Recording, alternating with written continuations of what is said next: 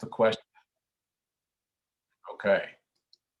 And we can try to answer, either Randy or I can jump in and try to help you with that. We do these workshops from an FOI standpoint, not to beat you up, not to make you miserable, but to try to help, to try to answer your questions, to try to give you a larger comfort zone when it comes to FOI. If you ever have a situation that arises that you need to know something about it, you have the tools to work with so that freedom of information doesn't become a hindrance, doesn't become a problem for you.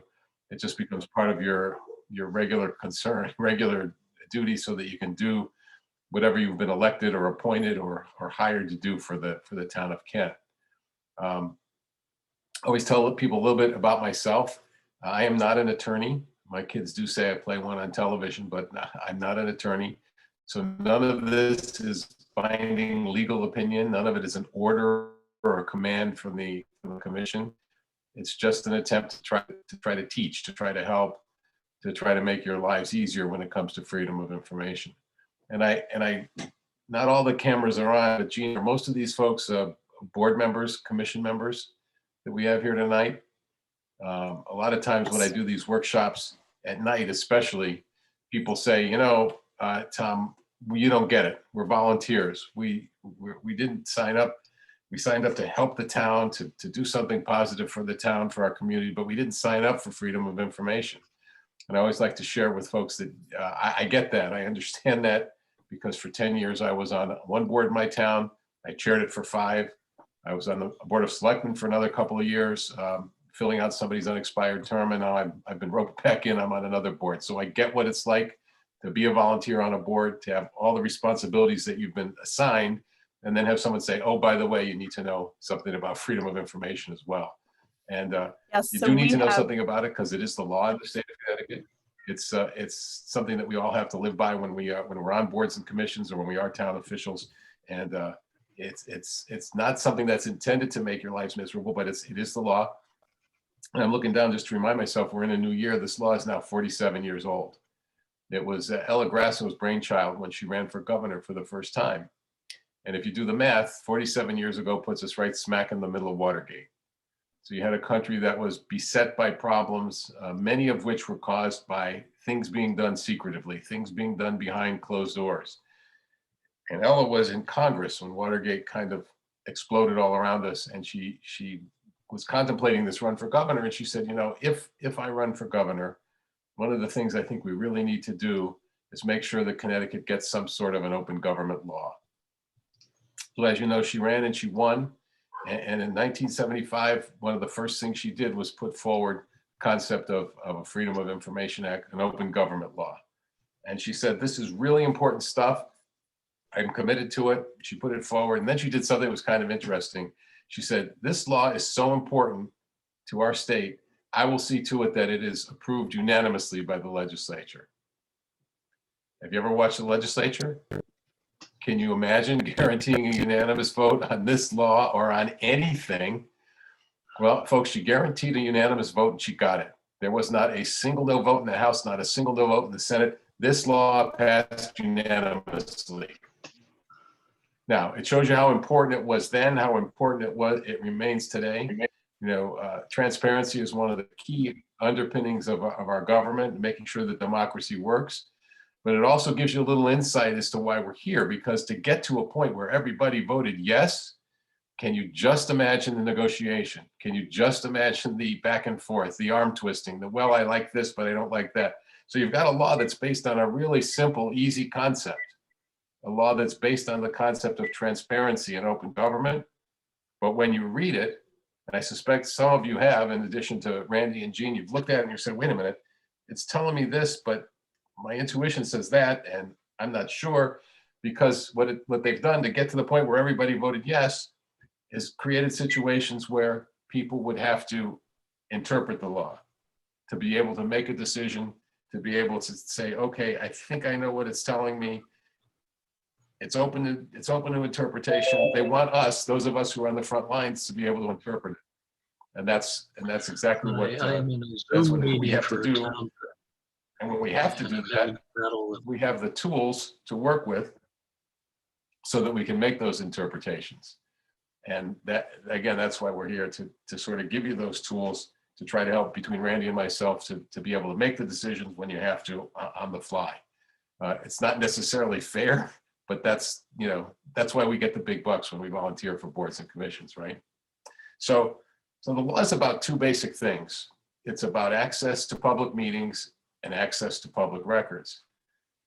But one of the things that it's not, and a lot of people, it's one of the first lessons I try to tell folks, is it's not about free information. It's called freedom of information because it sounds right, but it's not about giving out information. It's not about people coming up to us and asking questions. I don't know if any of you have had this happen, but people think freedom of information, I'm going to march into that board meeting or I'm going to march into that office and I'm going to start asking questions because darn it, under freedom of information, I have a right to know. Well, we have to explain to folks that yes, you may have a right to know.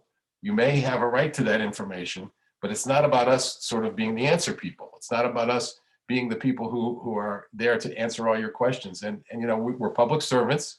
We're going to try to answer questions when we can, but at some point you have to remind people, no, you've got to do some of the work. That's how democracy works. You go to the meeting where the issue is being discussed, or you go get the records where the information is contained so that you can perform, you can find out what you need to find out and then do what you need to do. Now, I tell people if that's ever been a problem for them, think for a second about working at the Freedom of Information Commission. People see Freedom of Information, they think we're the information center for the entire state of Connecticut. They call us and ask us questions. People call and ask me for directions. How do you get to certain places in Connecticut? People call and they want to know, the weather forecast, things like that. But some of the best ones are people who call, they think that we are a repository for every record held by every agency in the state of Connecticut. They think that we sit in this giant vault. Someone calls, send us this record, push a button and out it comes. And we have to explain to them that no, that's not what freedom of information is about. Our law is about making sure that people are guaranteed the access that they have, but we're not the providers of the records. We're not the answers of the questions. I just to give you a little sample, I took the liberty a week or so ago of writing down questions. Every day I get requests from people for records. Please send me. How about this one? How about the attorney from West Haven who called up and said he wanted me to send him the body cam footage from his client's motor vehicle accident in Bridgeport? No, we don't store those records. How about the DMV cashier who wanted records from HR because she is alleged to have been unprofessional? She wants to see who accused her of that. Please send those to me. I have to send them a nice, polite little email that says, no, that's not what we do. The journalism student who asked me for all documents on judges' personnel investments. So that the judges' investments, they want me to send them to them. Again, I have to send them to the right agency that has the records. One more, a guy calls up a couple weeks ago. He says, I need your help. And I said, what's the problem, sir? He says, I need a copy of my naturalization papers. I said, your naturalization papers? Isn't that like a federal thing? And he says, yeah, I went to them. They were going to charge me $500. So I thought I'd come to you. You might have an extra copy lying around. That's not what we do. The Freedom of Information Commission is there to make sure that the law is followed, to make sure that if people believe they've been denied their rights, they can file a complaint against the public agency with the FOI Commission. My hope would be that by the time we're through tonight, you're in a position to never have a complaint filed against any of your agencies, any of your boards or commissions. It's about access to meetings and access to records. As I said, I'll go over both provisions. I'll focus on the meetings provisions. If folks, again, if I don't touch on something you were curious about, if there's something you wanted to ask about, don't hesitate to interrupt and jump in, and either Randy or I will be happy to answer the question. When we talk about meetings in the Freedom of Information Act, I don't read a lot of definitions, but listen to the words. Meeting means any hearing or other proceeding of a public agency, any convening or assembly of a quorum of a multi-member public agency, and any communication by or to a quorum of a multi-member public agency, whether in person or by means of electronic equipment, to discuss or act upon a matter over which the public agency has supervision, control, jurisdiction, or advisory power. Folks, the bottom line is that anytime your board, anytime your commission gathers to do its work and there's a quorum present, it's a meeting under the Freedom of Information Act, which means you need to make sure it's properly noticed, that it's open to the public, and that there are minutes of that meeting when the meeting is done. Questions will come. Tom, gee, we have something really important we need to discuss. We'd be more comfortable discussing it outside of the public eye. Can we just do that without notice? Well, no, you can't really do that. If you're gathering to do the work that you've been assigned to do, you've got to notice it as a meeting. Well, what if we form a little subcommittee? Subcommittee's not the full board, and then the subcommittee's not a quorum of the board, and then we don't have to, follow through with freedom of information. Well, that's not accurate either, because under freedom of information, the definition of a public agency, which applies to all of our boards and commissions, the definition includes the phrase that says, including any committee of or created by. So if you've got a 9-member board and you create a 3-member subcommittee because you think that would be, not a full board, and then they wouldn't have to follow FOI, that's not accurate. The subcommittee becomes a separate public agency unto itself and needs to do follow the same rules. Make sure the meeting is noticed, make sure it's open to the public, and make sure there are minutes when the meeting is done. The law talks to us, folks, about 3 different kinds of meetings. It talks to us about a regular meeting, a special meeting, and an emergency meeting. Now, the regular meeting is a meeting that you have per a schedule that you submit to your town clerk by the end of January of every year. The clerk says we meet on the 1st and 3rd Tuesday, the 2nd and 4th Wednesday, 7 o'clock town hall, 8 o'clock library, whatever that is, that's your regular meeting schedule. Second kind of meeting that you'd be involved in would be a special meeting. A lot of people see that word special and they say, oh, wait a minute, we can't do this, we can't do that, it's a special. Folks, the special and the regular meeting are almost identical. For both of them, you need to prepare an agenda. For both of them, you need to make sure that the meeting is held in public. For both of them, you need to make sure there are minutes when the meeting is done. Here's the primary difference between the two. At a regular meeting, and I suspect we have a couple of agenda preparers here, so you would listen carefully to this piece. When you prepare an agenda, the law requires as much specificity as you can provide. The key to an agenda is making sure that the public is fairly apprised as to what's going to happen at that meeting. So you prepare your agenda, regular meeting, special meeting. I don't know about you, but when I do one of those, I cut and paste. So items like other business, old business, new business. That's not a great item. But at a regular meeting, should something appear, the chairman can say, is there any other business? And someone could say, yes, Madam Chairman, I'd like to add this to the agenda. You make a motion, you second it. And if 2/3 of you approve, you can add an item to the agenda at a regular meeting. But at a special meeting, you can't add anything. At a special meeting, you can only talk about what's specified on the agenda. So if you have an agenda that says other business and has nothing listed underneath it, you might as well take it off because you can't add anything. So remember, when you're preparing an agenda for a special meeting, you have to have each item specified. Regular meeting, if you have a sort of other business, a catch-all, and you want to try that, you can. Just make sure that you add the item to the agenda when the time comes. That's the fundamental difference between the two. So the special meeting happens a lot when a board can't meet on a given day. There's a weather issue, there's a quorum issue. That's how that would work. It's a good time for me to just veer off for a second. I had stopped, in November, December, emphasizing this too much because we were all starting to meet in person again. Surprise, we're back to more virtual meetings. The legislature, well, back up for a second. In March of 2020, the governor issued a few executive orders, which allowed us to meet virtually, the way we're meeting today, but it allows your boards and commissions to do it too. The key element of all of that was to make sure that there continued to be real-time access. So if you were meeting virtually, either in toto or hybrid, partially in person, partially virtually, the key is to make sure that people can get in. So your agendas need to have a link on them if you're doing Zoom or WebEx or Teams, so that people can click in and attend the meeting virtually. The executive orders sort of expired. And then the legislature stepped in, and when section 149 of Public Act 21-2 put in a few regulations to allow us to continue to meet virtually. I should point out that these expire at the end of April. Not quite sure why they did that, but then they're going to, we think, revise them and then make them permanent. So some of the things to remember if you're going to have a virtual component to the meeting is to make sure that notice is out there at least 48 hours in advance that you're going to do that. That doesn't mean the agenda, but at least 48 hours in advance, you tell the world either on your website, in the office of the board or commission that's involved, 48 hours, and make sure all your board members know that there's going to be a virtual component. The other thing, again, make sure that the link is out there, make sure that people can get in.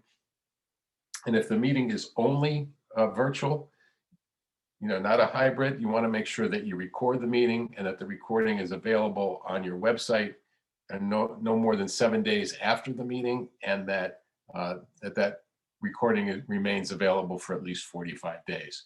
There are a couple other little quirky things. I don't know, maybe enough to make you bang your head against the wall. There's a provision in there that says if someone approaches you at least 24 hours in advance and says, my computer's not working, I want to attend the meeting, you're technically supposed to create a space for them, either in town hall or a library or a school building with a computer so that they can attend the meeting. There is no requirement for recording a special meeting, but some of the other provisions, again, the key for all of this when you're meeting virtually is to make sure that that link is out there and available so that people can attend the meeting. I've had questions recently as some people are sort of grappling with it or going back and forth, worried about, COVID numbers and things like that, legitimately worried, by the way, but gee, we noticed it as a hybrid meeting, and now we're thinking maybe we want to go all virtual. Can we do that at the last minute? I would say that if you have any thought that you're going to have a virtual component or go all virtual, but you still want to maybe think in person, just make sure the link is on the agenda. You can change from a hybrid to a virtual just by, saying for the safety of everybody, we're going all virtual. But if you have it as an in-person meeting and at the last minute, less than 24 hours in advance, you want to switch it over, you're going to have a problem because the link's not out there for people. That's a question that's come up a lot in the last 2 or 3 weeks, just before the holidays, and now it's starting to come up again this week. So again, think in terms of sort of, okay, do we want a safety net? Do we want to have that link out there just in case to provide the hybrid option for folks? Again, there may be more questions than answers with some of that. Feel free to ask, either now or when we're done. I mentioned that there were 3 kinds of meetings. The third kind, the emergency meeting. Folks, I always discourage boards and commissions from using the emergency meeting. It's an unnoticed meeting. And the biggest problem with that is that what you and I think might be an emergency might not necessarily rise to that level in the eyes of the law. The bar is really high as to what constitutes an emergency. And, one of the examples that I use is we have holidays like Columbus Day in Connecticut, and some town halls are closed, some aren't. And I'll get a call like this every Tuesday after Columbus Day. It's happened every year. I'm 21 years here. It happens all the time. People say, look, Tom, we have a problem. What's the problem? Well, our regular meeting is tonight, Tuesday night. And I always make sure the agenda is in town hall the Monday before.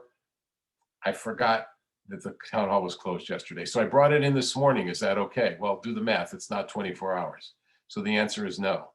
And then they say, well, then we've got an emergency on our hands here. We're going to have an emergency unnoticed meeting tonight. And folks, oops, I forgot is not an emergency. In our minds, perhaps in our non-legal minds, it might feel like it, but it's just not.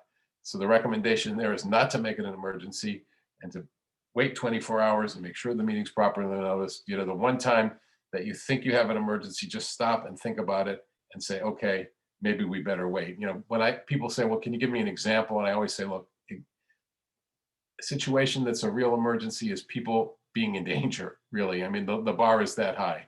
You want to make sure that it's a situation where you're keeping people safe, keeping people out of harm's way. And that's the best way to look at it. If you ever have a situation that might be an emergency and you're confident that it fits the mold, you have the meeting, and within 72 hours, you create minutes that reflect what the emergency was, who was there, and what you did about it. But again, I would avoid the emergency meeting if you can. It just avoids problems. And people, you say, well, what's the big deal? And I've seen situations where people had emergency meetings that weren't emergencies, And I've seen the FOI commission declare null and void everything that happened at the meeting, and then they had to go back and do it all over again. And it created a mess that they didn't need, that they could have avoided if they'd waited 24 hours. Remember that your meetings are open to the public, to anybody. I know sometimes this is a problem with, in this electronic age that we're in.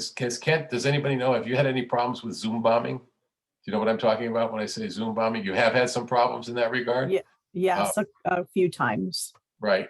Your meeting is open, but remember that you always have the right to run an orderly meeting. So if you have a situation where somebody, jumps in, there's sections that were written before COVID, before the rules changed, that allow a board to run an orderly meeting. You can have people removed in that same fashion. You can mute them, or turn off their cameras, or whatever you have to do. Let me just share with you.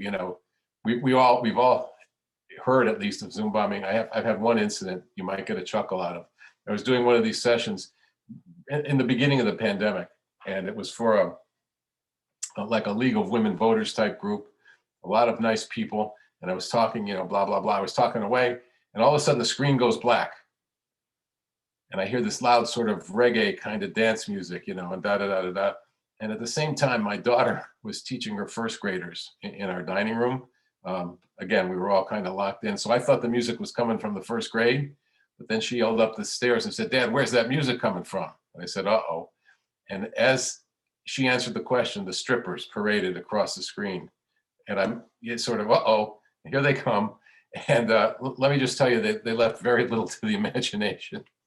They finally had it under control. The strippers were removed, and we continued the talk. So that was a humorous Zoom bomb. It's happened in some situations. I don't know how serious you were, where people got on and started insulting the board members. There were racial epithets. There were insults like that. You don't have to stand for that. Just because the meeting is open to people, you don't have to endure any of that. You can turn them off, shut them out. One of the things that the FOI Act doesn't do is guarantee anybody the right to speak or participate in a meeting. And that is really in the hands of the board. I can't stress that enough. A lot of people, will call me and say, they wouldn't let me talk, or they limited my talk, or they wouldn't let me talk about that issue. Folks, you have that kind of control. If you're on a board or commission and you've got a packed house and you want to hear from everybody, and you want to say, look, we're limiting this to 2 or 3 minutes per person, whatever that might be, you have the right to do that. You also have the right to say, look, we're not going to talk about that anymore. We've talked about it 5 meetings in a row. We're done. We voted. We're not going to bring it up again. You have that kind of control. And some people don't like that. And again, in the sort of, as we jump over to the virtual issue, they're saying, well, look, they mute me. They don't let me.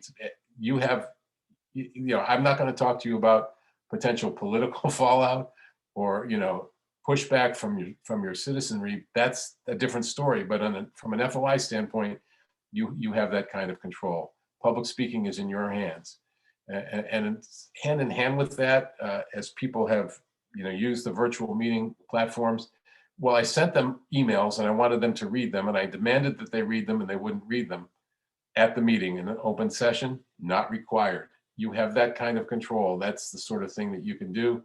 And obviously use your discretion, but those are the kind of things that you can take care of on your own, and so that you can run an orderly meeting. Tom, I'd like to add something to Yes. that. Sure. In my decades as a municipal lawyer, I probably get 10 or 12 calls a year from citizenry concerning those issues, that they weren't allowed to speak. They're not required to be allowed to speak. That the commission, board, or the council did not address their issues. They don't have to address their issues on the agenda. That they would not engage them, would not answer their questions during public participation. They shouldn't answer questions during. I agree. So all that is fine. So don't be cajoled or pressured. Most of your experience, I'm looking at these names here and I'm saying these people know as much as I do about FOI. But what I'm telling you is that in my decades of doing this, and I've had a lot of FOI cases, as Tom knows. Yeah. The overriding premise that I use is that, first of all, if it's a document, let's presume that it's a public one, and if it is a public one, let's presume that it's disclosable, unless it's exempt. And as far as a meeting goes, it's supposed to be, I think Governor Grasso called it, we need government in the sunshine. I think she. Right. It's the Sunshine Act. Yep.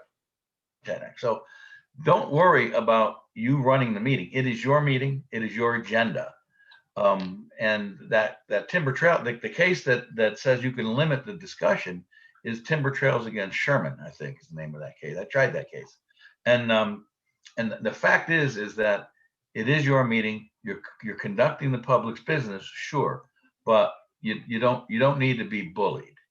And one point you might want to make on that emergency meeting, I was consulted on one case in which a chief executive was feeling threatened by a public servant that he was going to fire. And I was called by the town attorney and say, what do I think about it? And they were going to have him in, I think it was on a Saturday. And I said, that's not an emergency. Worrying about getting punched in the nose is not an emergency. But I think they had the emergency meeting anyway. Randy, that's the story that I often tell. I shortened it for, I know exactly what you're talking about. And I that went all the way to the Supreme Court. Yeah, it did. And my concern was that, listen, this is not an emergency that the legislature had in mind. You're talking about life or limb. And they should have listened to you, because what well, happened? you know what? It's interesting because when the guy got back pay, Yeah. one of the town attorney actually got up and said, well, he told us so. So, but Yeah. This I think it was a fire chief or a police officer. It was a fire chief. Boy, you're good. Yeah, he got back pay because what happened is, and just so that you can, the impact of it is that the FOI commission ruled that it was not an emergency. The town did not like the call and appealed it all the way to the Supreme Court.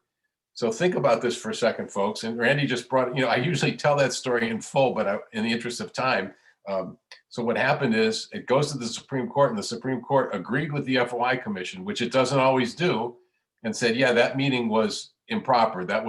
We also declare it null and void. And if you know the process, that was a matter of years. So the guy's off the payroll for 4 or 5 years, and then they got to figure out, Randy, I don't know if you remember this, but it took them another year or two to figure out how much to give him. Oh, I do. They negotiated. They had an awful mess on their hands. I do. I think my picture was on a dartboard at the town hall in Richmond. Because I had told them this is not going to fly. Well, you were right. They should have listened to you. So in any event, my point, the only point I raise is because how significant these issues can be. Yes. How harmful to the town they can be, and don't fear the FOI. Don't fear the act. The act is a disclosure act. It's government in the sunshine. Right. And one of the things that happens when some of these requests come in or demands come in is that they call a lawyer and say, what do we do? Well, what do you fulfill it? And if you have a question as to what you can do or how you do it, I'll help you there. But you call the applicant. They might be able to help you out, and they might be able to even limit what the request is. That's generally my first point of advice to all the towns I represent. I got 7 towns that I represent, and plus FOI cases that I'm hired on for other towns. So I always tell them to try to contact the requester, and it works many times. It works with the ACLU a lot. You call them up and say, yeah, Dave, what are you looking for? Dan, what are you looking for? Tell me what you're looking for, and that they will generally help you out. And if they can't because that's what they want, then they'll tell you, and then you come to me. We can determine whether or not it can be complied or fulfilled. So I would encourage you to contact the person who requests the information if you have any doubt as to its breadth or its depth or what they're looking for. Right. One of the pieces of advice, that jumps a little bit ahead to the records provisions, but always try to have a conversation with the requester. Folks, many times if you get a request for records, people just sort of throw it at the wall to see what sticks. They really don't know what they're looking for. And you can help them narrow the scope, and it makes your life and their search that much easier. But so back to the meetings for a second. We're talking about making sure you operate in the public, make sure that you have let the public in. There's a couple paths that boards and commissions can use, and you probably are aware of this, to exclude the public. And one of them is called going into executive session. And folks, remember that an executive session is a portion of a publicly noticed open meeting. It's not something that sits on an island by itself. I'll get calls from folks that say, well, look, we're going to have an executive session so we don't have to notice it, right? And then the answer is wrong. Even if the only item on your agenda is an executive session item, you need to notice the meeting, you need to convene in public, someone needs to make a motion, you need to vote to go into executive session for one of the 5 specific reasons for executive session. You go into executive session, you have the conversation, you can talk as long as you like, and then if you're going to take any action, remember to come out of that executive session to vote. Don't ever vote behind closed doors. It's really important that all your votes be public and that all your votes be recorded in the minutes of the meeting. The 5 reasons for executive session: a personnel matter, pending claims or pending litigation, a security matter, a land transaction. The town's going to build a new, a new school, and you're looking all over town for property and you're negotiating with different landowners. You could have those negotiations behind closed doors. You wouldn't have to do that in public. The 5th reason is something of a catch-all. It allows a board or commission to have a conversation about a document or documents that it believes are exempt from disclosure. Now, the example I like to use there, and there are many, but the one I like to use is if you're a board, for instance, that puts a project out to bid. You put the project out to bid, there's an exemption in the FOI Act that allows you to withhold the content of bids and RFPs until you've signed the contract. So you collect the bids, you want to look at them as a board and review them before you vote. You could do that in executive session because the bids are temporarily exempt from disclosure. You send Randy a letter and you ask him for written legal advice on a topic. You're the client, he's the attorney, so it's covered by the attorney-client privilege. You want to talk about his written advice behind closed doors. You could do that behind closed doors because of the exemption for records that might be exempt. I want to go back to the top for just a second. The personnel executive session. If any of you are on boards that deal with personnel, the first thing to remember is that the agenda should say more than executive session personnel. You don't necessarily have to name the person. Executive session plan, discussion of the performance of a teacher, of a public works employee, of a police officer, a firefighter. You don't have to name the person, but you have to give more than just personnel. And then, folks, what's really important is that if you are going to talk about an individual, he or she must be notified in advance. That person needs to be told that we're going to talk about you in an executive session. The person then has the right to come forward and say, no, wait a minute, no, you're not. I want that discussion to be held in public. And if the person demands that the discussion be held in public, you can't go into executive session. What the person sometimes thinks they have a right to do, and this is where it gets sticky, well, wait a minute, you're going to talk about me, I get to be in the executive session. That's not necessarily the case. You get to invite in whomever you want to give evidence, to give testimony, to hear somebody's side of the story. But in a personnel matter or any matter, once that person, the personnel situation waives his or her right to the open session, it's up to you whether you invite them in. The executive session for pending claims and pending litigation is pretty much what it sounds like. There's a lawsuit, there's an FOI complaint. You want to talk about your strategy as it pertains to that. You could do that behind closed doors. And the last one, the executive session for security matters, that didn't used to come up very much, but unfortunately it has a lot lately. One of the triggers was Sandy Hook in 2012. A lot of boards of education, especially talking about extra resource officers, talking about alarm systems, things like that. You want to have that conversation behind closed doors. So on the off chance that you would be tipping off the person who might be sitting there watching the meeting, this is how we're going to try to keep you out of the building. So you could have those conversations behind closed doors as well. The other avenue that boards and commissions can take is one of those that makes trying to talk about FOI stressful sometimes. I read you the definition of a meeting. The definition that follows that goes, meeting does not include. Meeting does not include. And there follows a list of things, many of which everybody on this call would say, gee, that sounds a lot like a meeting. Well, for the purposes of FOI, the legislature said you can call it a meeting if you want, but it ain't a meeting. And some of the things that are in there are collective bargaining strategy sessions, negotiating sessions, not a meeting. Executive level search committees for a police chief, a fire chief, a superintendent of schools. Those groups could gather, and let's face it, they're doing important work, and you just think, gee, shouldn't that be in public? But the legislature removed those and said, no, those aren't meetings for the purposes of FOI. You can do that. You can do that behind closed doors. One that comes up, especially after elections, there's a provision that we think, by the way, that the legislature put in there that helped push the law over the finish line. It allows boards to caucus. Members of the same board and the same party can caucus. They can have a conversation. They can talk about anything, anywhere. And you're scratching your head and you're thinking, gee, that sort of flies in the face of the idea of open, transparent government. And yeah, it does. It's kind of a giant loophole.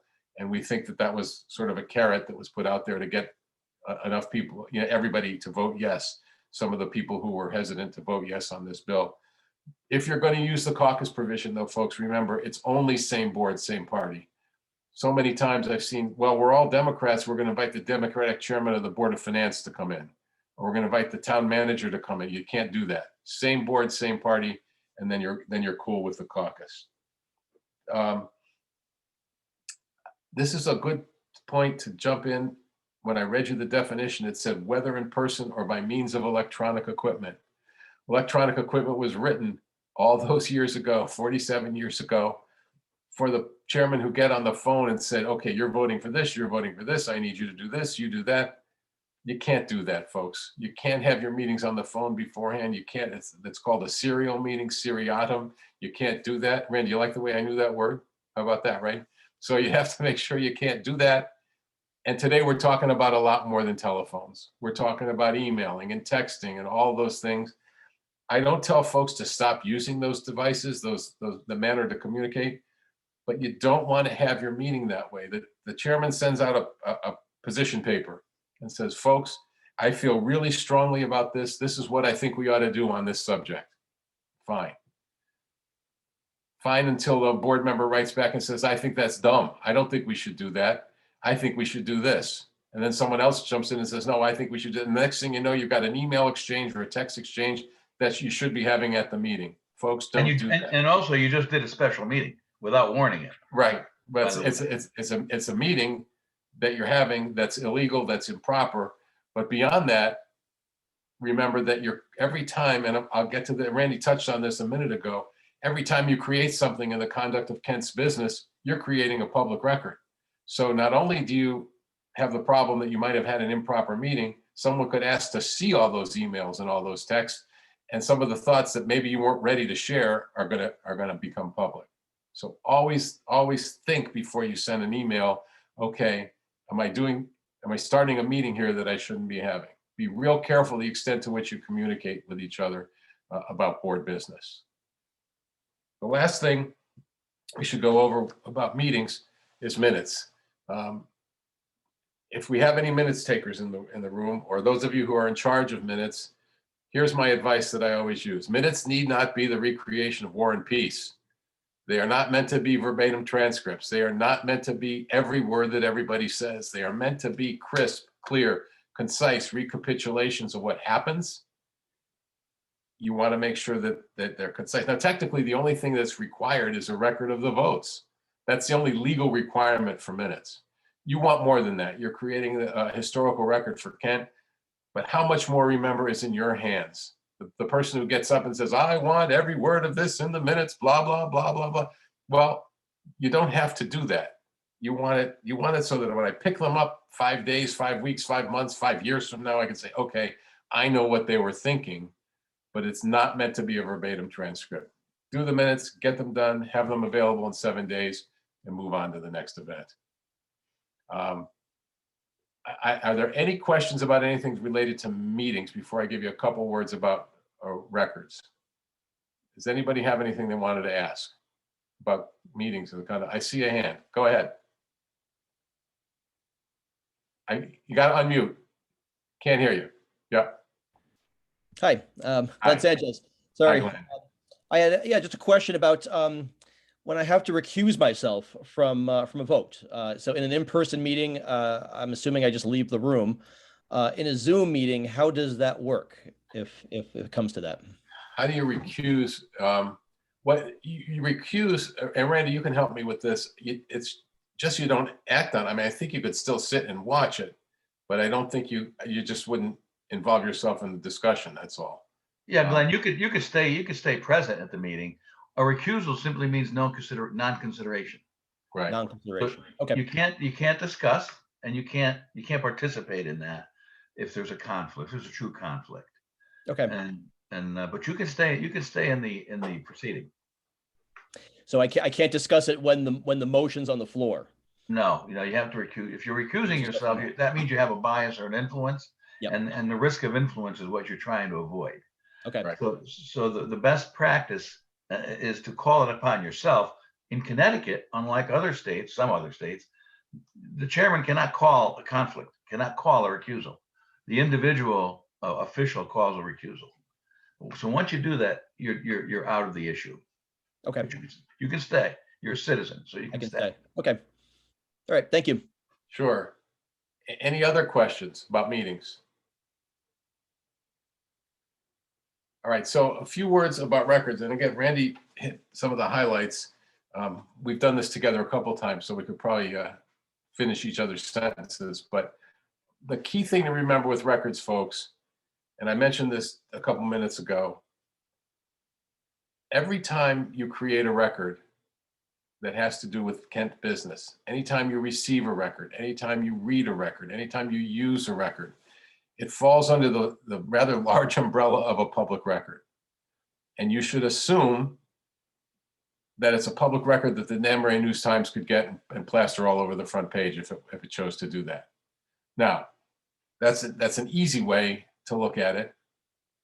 There are numerous exemptions, exceptions, exclusions to disclosure, but all too often people who do what we do just make assumptions. Oh, they're my record, they're P&Z records, you can't possibly see those, or the first selectman's records, you can't possibly see those or get those. But the record is a public record, and then you look at some of those exemptions and things.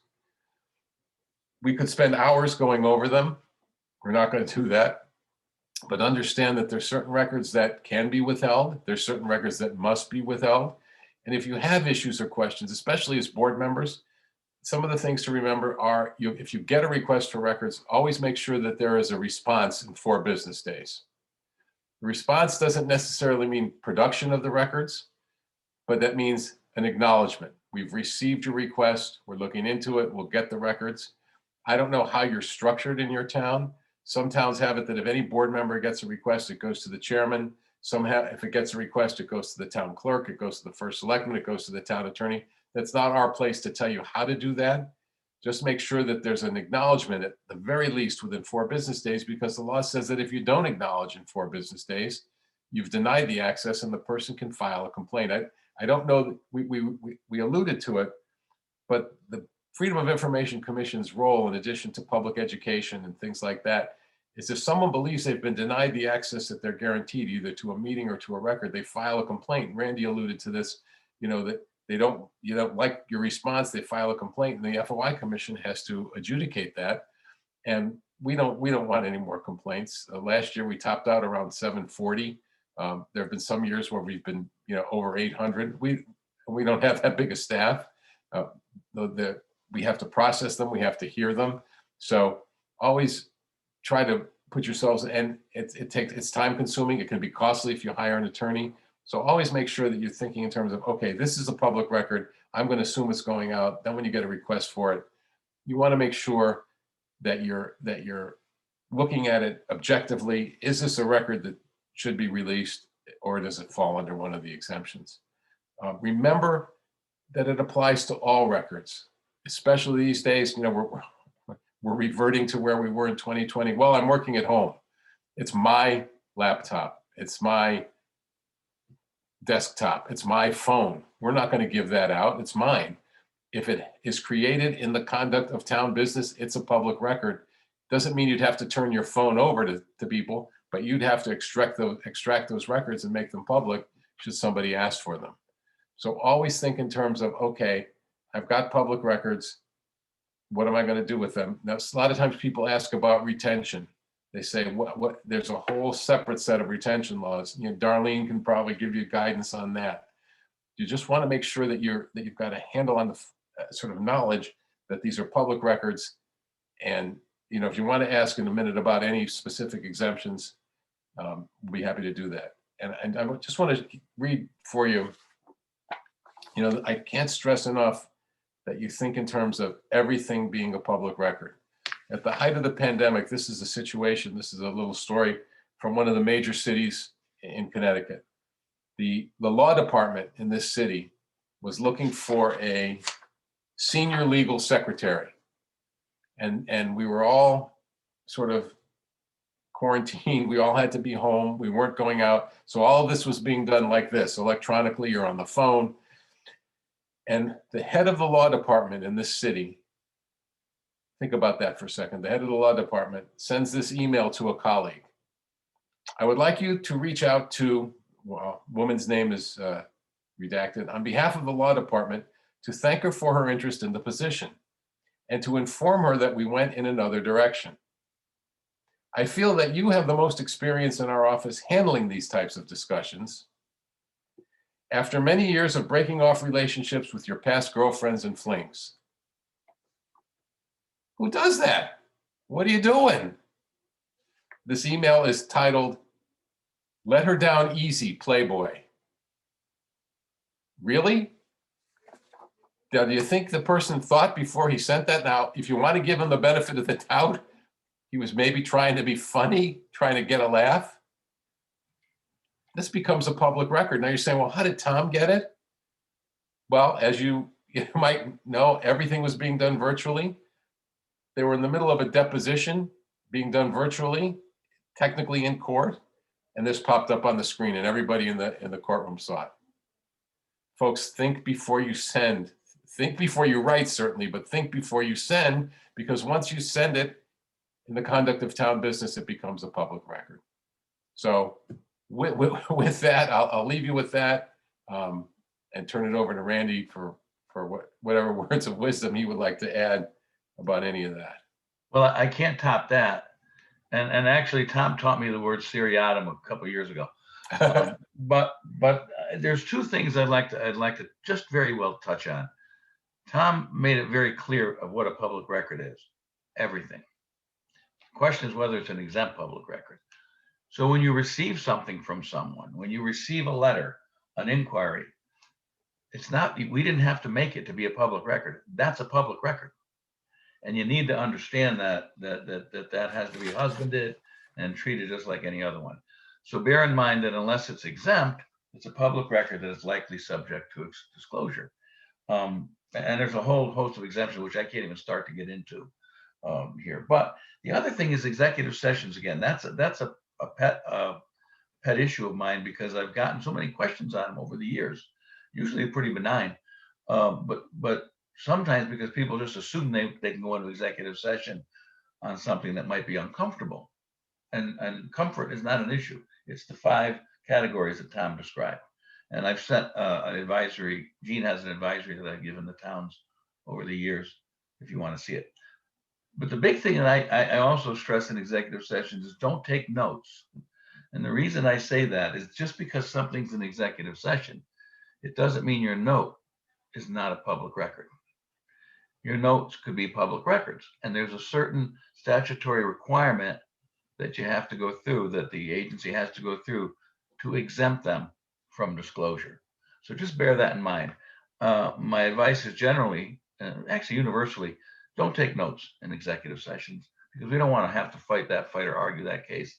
There was a case some years ago against New Milford, against the chairman of the I think it was the chairman of the ethics commission at the time, who took notes in an ethics setting, and they litigated that to I think to the Supreme Court.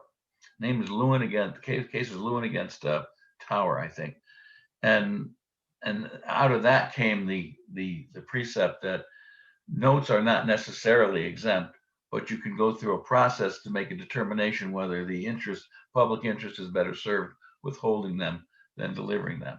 So the bottom line, let's avoid that. And my recommendation is when you go into executive session, don't take notes. With that, I'm not going to add any more wisdom to what Tom has already said, but I'll be happy to answer questions. Thanks, Tom and Randy. This has been hugely helpful. I see Wendy Murphy has her hand up. I'm not sure. So everyone who's in this session tonight has very large hat trees, meaning they may sit on a commission, but they also may volunteer for a nonprofit board of directors, an education system. So Wendy Murphy is one of those people with a very large hat tree. Go ahead, Wendy, with your question. Well, with that introduction, I'm not sure I can frame this question as well as I'd like to. On the Conservation Commission, we ran into a situation which there seemed to be no precedent. There was a question of a hearing that was coming up. There was a strong interest in having the public get involved in this Zoom hearing. But there was no place to find a clear statement on the commission's home website or home situation that would describe what form a citizen needed to follow to submit an opinion on this issue, when they should submit it, what the timing was, how many hours in advance.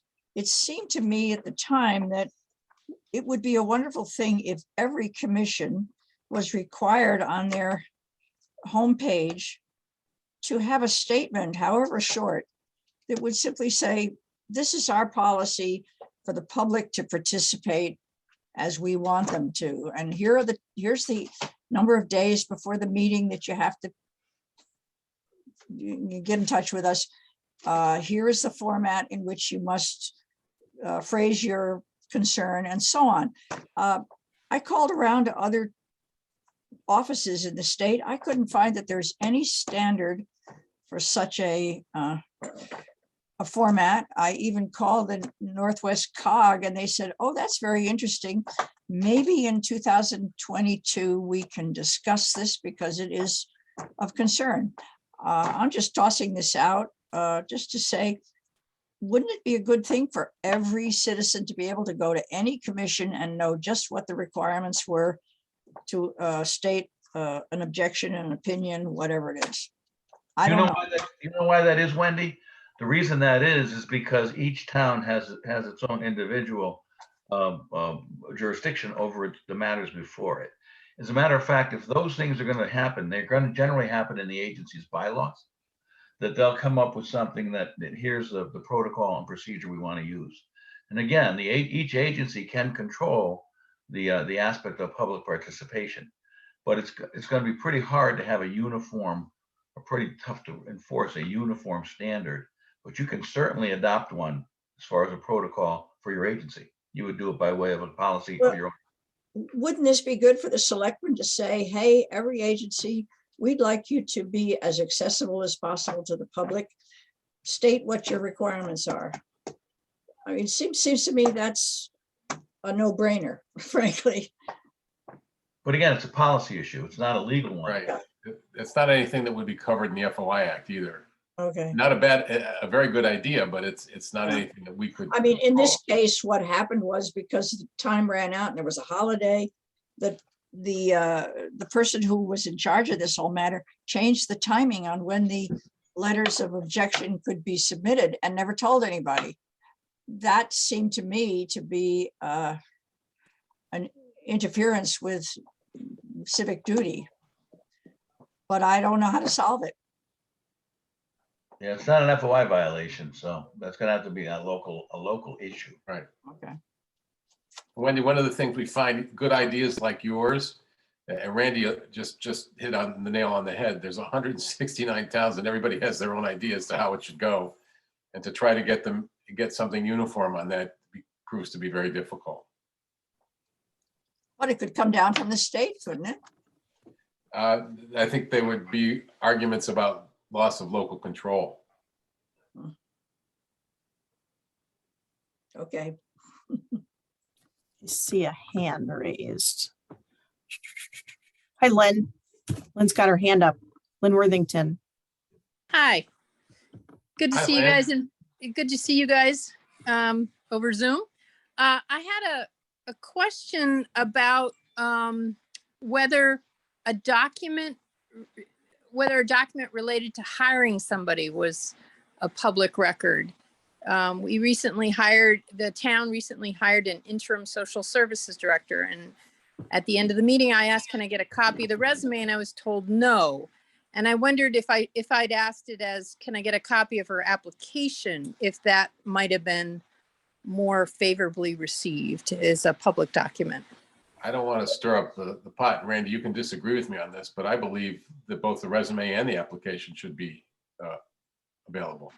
Yeah, once the negotiations are done, the hiring's made, then they're public records. They're not exempt. They're not medical records. They're personnel records, which are different. Thanks. That's what I thought. That's what's happened in the past, but I was told no this time. Thanks. So I would raise my hand if I could turn on my video, but I can't figure out how to do that. And Craig, speaking up is just as good as a raised hand. Craig Okay, Bibb. so I'm just a lowly citizen taxpayer. I'm just trying to figure out how to do my civic duty correctly. So we had a town hall meeting recently where we're approving a large expenditure for lawyers. And I asked when it was approved at a Board of Selectmen meeting. After having reviewed all the 2021 Board of Selectmen meeting minutes, no one knew the answer of when it was approved. So then I reviewed all the 2020 minutes and there was no approval. And then I sent an email to Darlene asking when it was approved or just, show me. I've never heard anything back. So what am I doing? What did I do wrong as a citizen to try to just get that information? So the expenditure was approved at a town meeting? So no. So the Board of Selectmen had previously approved the expenditure, and then the bill was due, and then at the town meeting, the town approved paying the lawyers. Paying the lawyers. Randy would be familiar with this topic. This was at a recent town meeting.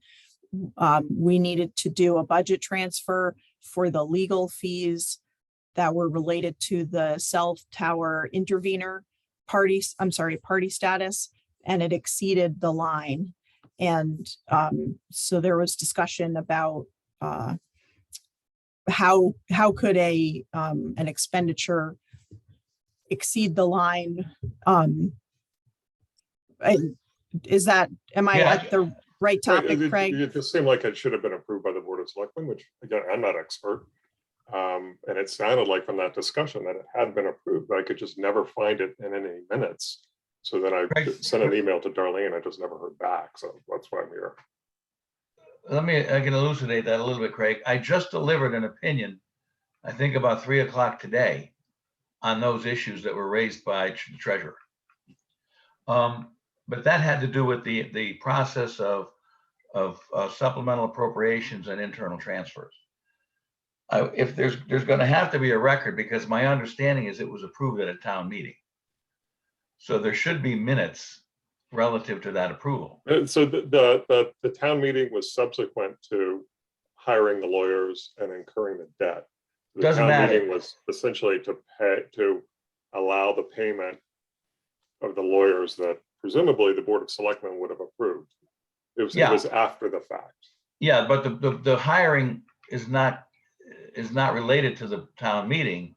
The payment of the charges is related to the town meeting.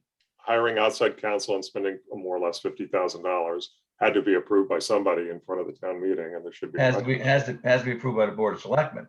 And right. the fact is, where's the record? Is that I don't know, but the fact is that the engagement, as long as there's an appropriated line for that, for the payment of lawyers, it doesn't have to be sufficient to pay the entire charge. And there's a case that goes back to 1930 on that, as a matter of fact. But before the charge after the appropriation's exhausted, before any further monies can be paid, it has to be a supplemental appropriation. It must be. So the actual determination to engage is an administrative one based by the superintendent of the town, and the superintendents of the town is the Board of Selectmen. Okay, so then the Board of Selectmen had to approve the expenditure, is what you just said. No, the Board of Selectmen have to approve the hiring. They have to request the expenditure of the Board of Finance, which would have to go to a supplemental appropriation if it's over $20,000. Okay, Darlene, I can see, is kind of trying to raise her hand, but let's just make this real easy. So we spent 50 grand Craig, to hire outside lawyers who approved it.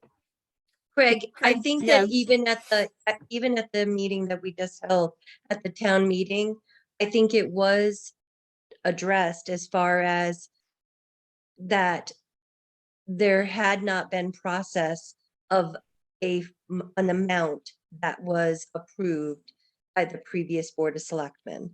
So I guess if you want to have a quick answer to that, you are right in your homework as far as looking through the minutes, as far as the Board of Selectmen process. They had not specifically made a motion to say that there was 22,000, 33,000, 12,000, whatever amount you want to say, approved for that action of legal counsel. Right, so this is- You are correct. So this is outside legal counsel.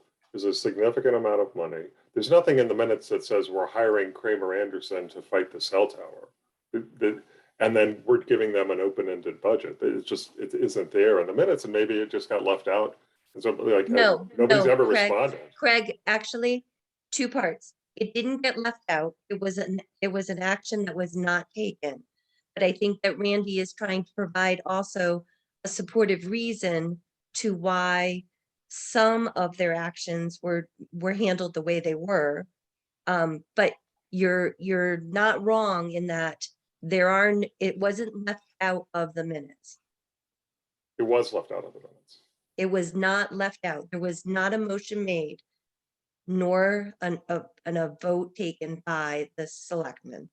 All right, so maybe Tom could jump in here, because so we spent a ton of money to do something, and we paid for it after the fact, and there's no minutes or there's no record of Well, I think what approving. Darlene is saying is that the action wasn't taken. Correct. We So did, we spent the money. That's not an Craig, that's not an FOI issue. You may have an issue elsewhere, but the action wasn't taken, so it wasn't left out of the minutes. It just didn't happen. No, the action was taken. We spent $46,000 for outside Craig, you're counsel. not wrong. The physical action took place in the sense of bills were put forward to the town of Kent, bills were paid. In process of advisory provided to the Board of Selectmen, they acted upon it in all of their good intent and by legal counsel that they were given at the time to make those decisions. So the action was that, yes, legal counsel was hired and paid for. The action who of a hired motion them? put forward. The Board of the Board of Legal Selectmen. counsel that was used was Randy and his part of the team at Kramer and Anderson. So Because- Randy hired Kramer Anderson. No, Yeah. Randy works for Kramer and Anderson. Okay. He's a partner in Kramer and Anderson. All right, so when you guys discussed, we want to be represented at the sitting council, then because Randy's Kramer Anderson, automatically we're hiring Kramer Anderson. He's by We default. use the town attorney because he's our town attorney. And those discussions were held in executive session because they were privileged negotiations. Randy, if you can jump in here, there were multiple times where Randy and his team did attend meetings, and we went into executive session to discuss the strategy of the litigation that we were in with as being a party to this application. Sure. What happens is, Craig, that I'm the town attorney. The Board of Selectmen said, we need to defend this because that's what needs to be done. It's litigation, it's administrative litigation before the citing council. One of my partners, Dan Casagrande, is a highly regarded administrative litigator. And we also engaged an outside expert by the name of Dan Rosemark in order to fight this. That was done in executive session because it was pending litigation, and it involved an incredible amount of strategy as to how much, whether we're going to take party status, whether it's going to be intervener status, how we were going to attack the, whether it was going to be a collateral attack or a dozen things were discussed in executive session. We, however, in executive session, do not make decisions.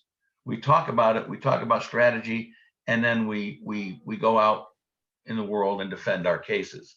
So we don't make the determination to fight something. We're hired to fight something. We're engaged to fight something. I'm the town attorney. That is my oath, is to represent the town with me and my law firm and any other experts we might need to the best of our ability. And that's what our marching orders were, and that's what we did. Okay, and so Tom, do you think this was handled correctly? Well, from an FOI standpoint, yes. There's nothing in the FOI Act that would say that any of this was improper. But FOI doesn't control, how money is allocated. It just controls making sure that what's done in public what should be done in public is done in public. And if they were talking about, I'm not familiar with the details of the siting council situation, but it sounds like there was legal strategy, legal negotiations that had to be conducted, and that those would be proper for executive session under that second reason that I cited for you. Okay, all right, thanks. Okay. So we are at 8:09, and it's a long day for pretty much everybody here. So I don't want to keep our guests any later, but does anybody else have a question? I'll take one more question if anybody's got one.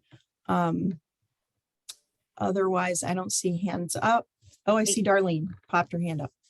As Before town clerk, I would like to request that any board or commission omits the saying that just because we don't make a motion during a meeting, it's not a meeting. Just because we don't vote on anything, it's not a meeting. If going back to Tom, and you read the definition right from the beginning, it's anytime that group of people meet to discuss or act upon, or so anytime any group, even if you're just discussing the topic, that's going to go forward to the next meeting at which then a motion is being made, that is a meeting. So just because you don't get a quorum and you still start talking about it, you should not be talking about it. Only because said. multiple times I will get a call the next day where somebody will say, but I know that they met and they talked about topic A or topic B, and which then there are no minutes presented, and it causes a real snag in the process. Just wanted to point that out. Thanks, Darlene. Sure. Jean, if I Well said. may, just, you now have a face to put with the voice on the other end of the phone at FOI. Those of you who hadn't talked to me or met me before, do not ever hesitate to pick up the phone and call. But I will tell you, with Darlene and Randy, you have a couple of experts right in the house. So you're covered. If you ever have a question, this law can be confusing. It can be difficult to comprehend. No question is stupid. I'm never afraid to say I don't know. I'll check with somebody else and I'll give you an answer. Again, that, like tonight, that's not a binding order or command. It's just an answer. It's just something to try to help you make a decision so that you don't wind up before the FOI commission as the respondent in a complaint. I do have a quick question. Oh, I just saw Donna's hand. When it comes to, so you're on a border commission and there's a number, so talking in the Zoom sphere, and there's a number of folks there, but there's no quorum. Right. What is the best way to officially declare that this is not a meeting and we don't have a quorum? And then do you need to generate minutes of that interaction, I guess, if you will? I would argue, Gene, that if the meeting is noticed and then a quorum doesn't appear, but you still conduct board business or even discuss board business, that I would have minutes that reflect, on January 5th, the meeting was scheduled. There was no quorum. However, board members A, B, and C remained to talk about in generalities about board business. No action was taken, something like that. And just to extend on that, if there was no quorum and that small subset decided we're choosing to not have a meeting, so we're ending the Zoom call. Do you still need to generate some sort of record that? At that point, that would be more of a local issue, I would think. I think it would be wise to do it just to let people know, because what would happen is people would go back and say, what happened to that meeting? Where was it? I mean, unless you just flat out cancel it. Right, because you would then have an agenda that's been generated, but then I nothing. I would just say no quorum appeared and then no action, no meeting was held. That's what I would. Thanks. Donna, go for it. Yeah, I just wanted to clarify one thing, and that is, it came up with regard to the application in the resume. If the decision had been made, but the offer had not been made to the actual applicant, then that job is not closed, and therefore, wouldn't that still be something that should not have been released? That would be, just as an HR person, just because you get that, the commission has decided that it's a good idea, but the offer had still not been made, then why would that information be FOIable at that point in time? Wouldn't it have to wait until after the deed was done? Yeah, but that's my position is that once the hiring is done, that's a public record. Okay, but that hiring hadn't been done. It was just a decision had been made and nobody had made the offer yet. And if it's that high of a, go ahead, John. Yeah, my response to that would be, you could probably have a little bit of wiggle room until the offer was made. Okay, all right. You could say, we're going to withhold that. We haven't made the formal offer. I mean, I think that would probably hold on. I would hate to speak for the commission. I'm not a commissioner. I wouldn't vote, but I would think that would be appropriate. But as soon as the offer was made, even if the offer were to be rejected, I would say as soon as the offer is made, those documents should be made public. Okay. And All right, I'd great. litigate. Thank you so much. I would litigate that issue. I would litigate that issue if I needed to, because I think I have a confident position on a little farther than that. But that's a matter of opinion. Okay. Well, I appreciate again everybody's time. John Russell, I'm giving you a minute. Because we're now at 8:15. Go for it.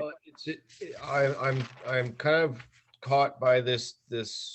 I want to make sure I have this right about non-quorum meetings, and if there's a meeting scheduled, no problem. We'll agenda the meeting. We'll put the topics. But if there's an intent or an expectation that there will be no quorum, but business will be discussed, but obviously cannot be acted upon, it is crucial to an organization to be able to at least discuss business. And if it's agended, we'll take minutes, but if there's no quorum, can the business still be discussed? That would be more, Randy, Yeah. that would be more of a local issue. I would, some boards, absolutely no quorum, they shut it down. Some towns, that's their rule. No quorum, we're not talking about anything. But from an FOI standpoint, nothing dictates how you react in that situation. No violation at all from FOI. I will tell you, one of the towns to the north, if there's no quorum, there's no business, they shut it down. Another town to your south, if there's no quorum, they'll have an informal discussion, they'll call it a gathering, and they'll make minutes that we met. However, there was no quorum, no official business can be conducted, but we discussed Boardman Bridge. Does this town have a position? I don't know. I don't do land use in the town. Well, I'm president of the Kent Volunteer Fire Department, but I'm not sure that makes a difference. We're an entity that receives municipal funds. So I'm sure we're beholden to FOI. But you referenced the town to the north has restrictions. Well, yeah, it's an agency. It's one of their planning and zoning commission says if they don't have a quorum, they shut it down. Okay, so that would be within the documents of the fire department itself, not in the municipality. Yes. Right. So the bylaws. Absolutely. Right. Okay. Yeah, exactly right. Thank you. Thanks, John. I want to just thank you guys for being such great sentinels of democracy. Boy, democracy is a pain in the butt. It's like you said. Can be. I've been on both sides, John. It certainly can be. Yeah.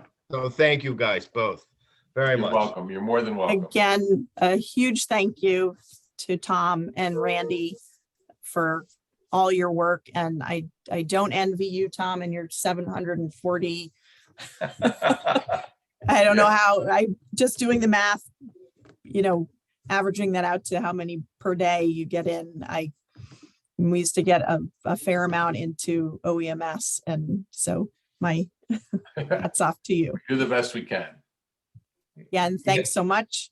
And gotta it's love been this stuff. clean, and everybody, well, I guess no one's really traveling, so nobody needs to be safe on the roads, but everybody have a great night. And again, thanks Thank for you. taking the time. Thank everyone. you. Thanks again, Thank everybody. Randy, Jean, good to see you. Good to see Darlene, you. Good to see you, Tom. You too. Darlene, nice work.